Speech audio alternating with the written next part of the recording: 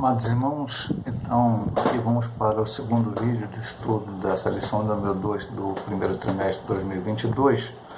No primeiro vídeo nós estudamos a introdução, o ponto 1, o ponto 2 no primeiro subtópico. E agora nesse segundo vídeo vamos estudar o ponto 2, o restante do ponto 2, o ponto 3 e a conclusão. Então vamos retomar aqui então com inspiração divina e os autores da Bíblia, ponto 2, segundo subtópico, limitação dos autores. No primeiro estudamos a inspiração dos autores, agora vamos ver as limitações dos autores.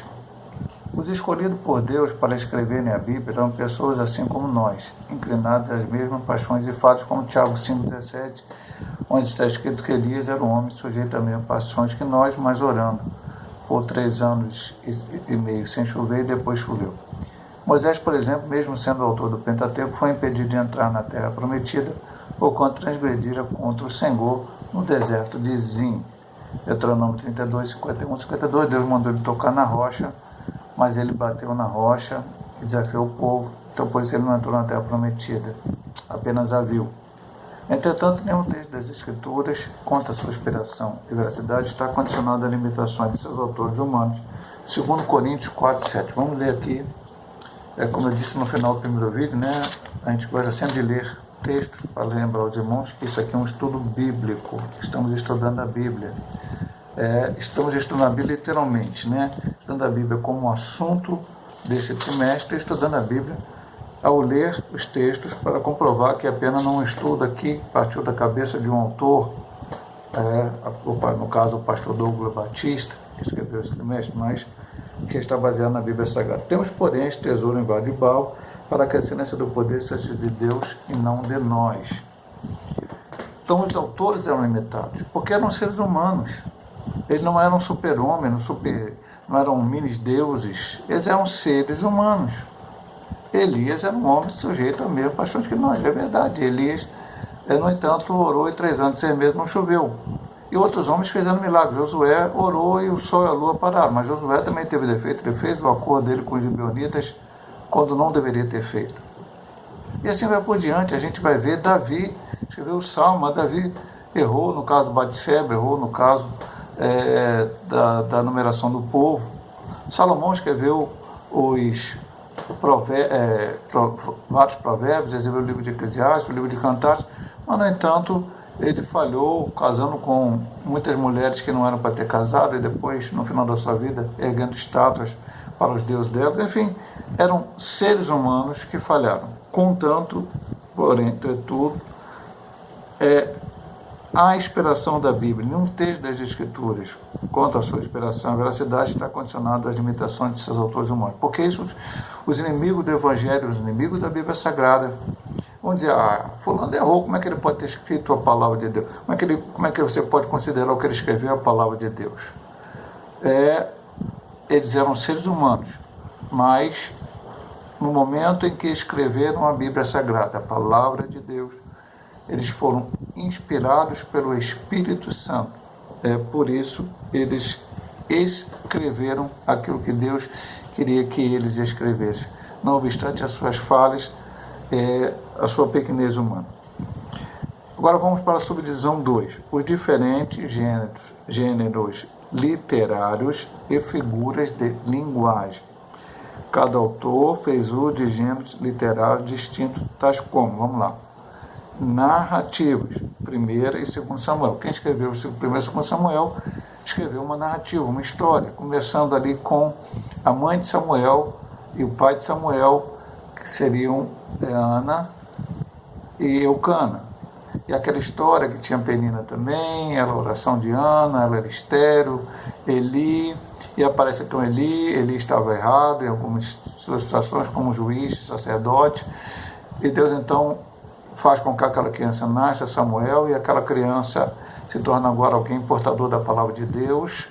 Deus revela a ele as coisas, ele unge o primeiro rei, Saul, depois unge o segundo rei, Davi, e aí vai continuando uma narrativa da história de Israel. Mas também nós vamos ver que houve poesia, os salmos são poesias, houve provérbios, como o livro de Provérbios, etc. vários gêneros literários diferentes foi escrita a Bíblia, mas ela continua sendo inspirada, ela continua tendo a sua expressão plenária, ela continua sendo a palavra de Deus. Os autores sagrados também fizeram uso de figuras de linguagem, tais como o emprego de parábolas e enigmas.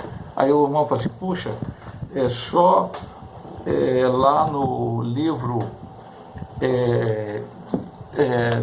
de Marcos, João, Lucas, Jesus contando parábola, não.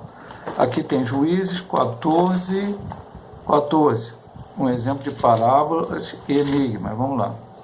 14, vamos ver aqui. 14.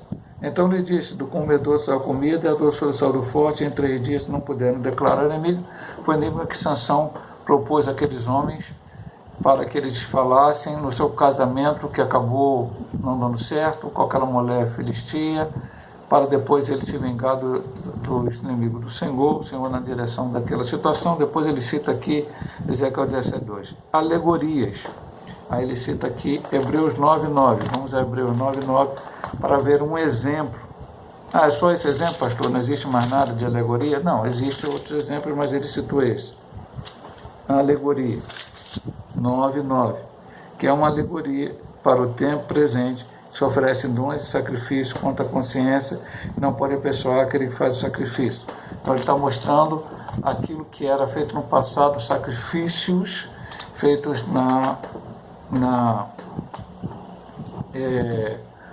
lei de Moisés, e agora falando sobre Jesus. A alegoria é um modo de expressão que procura representar pensamentos e ideias sob forma figurada. Depois ele vai falar sobre hipérbole, João 21:25, Colossenses 1:23. Hipérbole é uma figura de linguagem que aumenta muitas coisas para que a pessoa possa entender. João escreveu, se escrevesse tudo que Jesus fez, não caberia de livro nesse mundo. Certamente ele usou hipérbole. Se escrevessem livros, no mundo não caberia tanto livro que fosse escrito. Essa figura de linguagem. Também de metáforas e símiles. O que é um símile? Aliás, eu vou falar até o que é hipérbole. Figura de linguagem considera um exagero, uma expressão, ideia. Exemplo, morrer de rir, chorar rio de lágrimas. Isso é hipérbole, ninguém morre de rir. O pessoal está rindo muito, e alguém fala morrer de rir. É uma hipérbole, está aumentando. Símile, figura de linguagem que denota o que é semelhante a análogo. Exemplo, sede prudente como a serpente. É um exemplo que ele está dando, que aqui foi usado na Bíblia Sagrada. Em Zacarias 2:8, Tiago 3:3-5, que não é citado esse símbolo que foi colocado. Sede prudente como a serpente. Vamos ler aqui até Zacarias 2:8, para ler e para estudar bem a Bíblia, que o irmão possa entender. Às vezes o irmão lê a Bíblia e não entende. Poxa, eu não entendi esse texto aqui. Às vezes o autor está usando uma figura de linguagem e o irmão não sabe isto. Vamos lá, 2:8 diz, porque assim diz o Senhor, depois da glória, ele me enviou às nações que vos despojaram, porque aquele que tocar em vós, toca na menina do seu olho. Então é uma figura de linguagem aqui usada, uma símile, como se alguém tocasse em Israel, tocasse na menina dos olhos do Senhor, o que não acontece literalmente. De vocabulário simples ou rebuscado, a depender do grau de instrução do autor, 2 Pedro 3:15-16. O emprego de recurso literário evidencia a cultura do escritor, mas em hipótese alguma invalida a inspiração da palavra de Deus. Então, aqueles autores tinham um grau cultural, falavam de alguma coisa, daquele momento, daquela época, eles viviam, Deus usou isto, mas não invalida a inspiração do Senhor. Então, a inspiração divina dos autores da Bíblia, diferentes gêneros literários e figuras de linguagem. E para terminar esse ponto, a linguagem do senso comum. Na descrição de fenômenos científicos, por exemplo, os autores sagrados usaram a fraseologia comum e popular. Para citar um dos casos, ao descrever a herança dos Rubenitas, também dos Gaditas, também teve Manassés, Josué faz alusão ao nascer do sol. Josué 1:15. Na batalha contra os amorreus, ele registrou que o sol parou. Josué 10:13. Essa linguagem não ignora os fundamentos científicos, nem desacredita a inspiração da palavra de Deus, apenas busca alcançar a compreensão de todos. Pastor, alguém vem e diz, a Bíblia está errada. Josué falou que parou o sol e a lua, quando na verdade o que parou foi a terra. Que a terra que gira em torno do sol, então a terra parou e aí o dia se prolongou. Josué está usando uma linguagem comum, de senso comum, para que as pessoas pudessem entender. E é isso que temos que entender sempre. Ah, a Bíblia é contra a ciência. Não, a Bíblia não é contra a ciência, a Bíblia não desaprova a ciência. Ela desaprova a falsa ciência. A ciência que quer negar a Deus. A ciência que quer dizer que Deus não existe, que a natureza é que comanda tudo. A Bíblia realmente ela vai de encontro. Mas a verdadeira ciência que prova, muitas vezes, que existe algo além do que o homem possa entender, é a verdadeira ciência, a qual a Bíblia ela não é contra. A Bíblia fala que a Terra é redonda, os cientistas chegaram à conclusão, a Bíblia dizendo isso muito antes, quando Isaías falou isso, e tantas outras afirmações bíblicas. Quando aqui alguma coisa parece incompatível, é porque é uma linguagem de senso comum. Então estudamos aqui agora, terminamos de estudar o ponto 2, vamos entrar agora no ponto 3 desta lição sobre a inspiração da Bíblia. O Espírito Santo e a Bíblia. Então vamos ver a inspiração do Antigo Testamento, do Novo Testamento e o terceiro ponto aqui. Então, primeira subdivisão, a inspiração do Antigo Testamento. A Bíblia é categórica em reiterar sua inspiração divina. O registro de Juízes ensina que os livros de Moisés são mandamentos do Senhor, Juízes 3:4. Esdras reconhece como inspirado os livros de Jeremias, Ageu e Zacarias. Ele cita esses livros, Esdras 1 e 5:1. A respeito da inspiração da lei de Moisés e dos profetas, Zacarias ensinou que os seus escritos eram as palavras que o Senhor dos Exércitos enviara pelo seu Espírito mediante os profetas precedentes, Zacarias 7:12. O próprio Cristo mencionou a lei de Moisés, os profetas e os escritos como livros inspirados, Lucas 24:44. Essas declarações atestam o Espírito Santo como a fonte originária de inspiração do Antigo Testamento. Lembrando que quando o Novo Testamento foi escrito, ele foi os evangelhos, os atos apóstolos, as cartas paulinas, as cartas gerais, o próprio Apocalipse foi escrita, e naquele momento não era dito, isso aqui é a palavra de Deus, é inspirado, porque isso só foi colocado depois da morte de João, quando vieram os pais da igreja, foi necessário discutir quais livros que eram inspirados ou não. Mas o Antigo Testamento não, ele era sempre considerado inspirado. A escritura que era lida, especialmente nos dias de Jesus, era o Antigo Testamento. E foi dito isso aqui várias vezes, tanto no Antigo Testamento. O livro de Juízes fala sobre a lei. O livro de Esdras fala sobre alguns profetas. O livro de Zacarias fala de profetas que antecederam, que vieram antes, precedentes.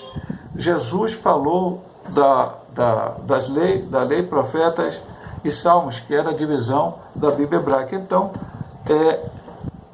o Antigo Testamento tinha a inspiração de Deus e era considerado. Jesus considerou o Antigo Testamento como a palavra de Deus. Por que hoje eu vou dizer, não, o Antigo Testamento joga fora, eu não quero saber.